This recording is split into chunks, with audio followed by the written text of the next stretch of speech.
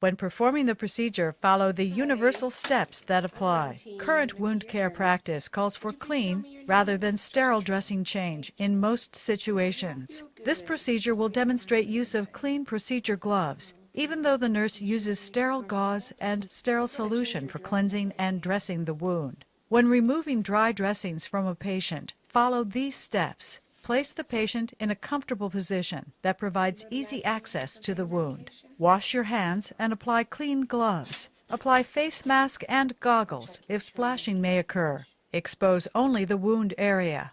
Loosen the edges of the tape of the old dressing. You should stabilize the skin with your hand as you pull the tape in the opposite direction. Beginning at the edges of the dressing, lift the dressing toward the center of the wound. If the dressing sticks, moisten it with normal saline before removing it. Assess the type and amount of drainage on the soiled dressing to evaluate wound healing. Dispose of the soiled dressing and gloves in a biohazard bag. Wash your hands. Don clean procedure gloves.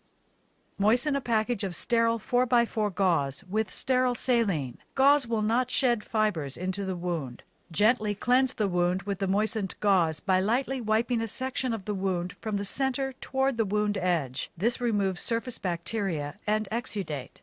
Discard the gauze in a biohazard receptacle. Repeat in the next section, using a new piece of gauze with each wiping pass. Assess the wound for location, amount of tissue present, exudate, and odor. Discard the gloves and final piece of soiled gauze into a biohazard bag. When applying dry dressings, follow these steps. Wash your hands. Open sterile gauze packages on a clean, dry surface. Apply clean procedure gloves. Apply a layer of dry dressings over the wound to serve as a wick for drainage. If drainage is expected, use an additional layer of dressings on top. Place strips of tape at the ends of the dressing and evenly spaced over the remainder of the dressing. Use strips that are sufficiently long to secure the dressing in place.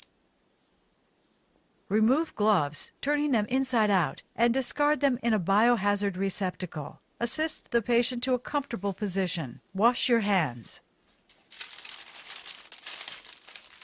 Okay, that won't have to be changed until the next shift, okay?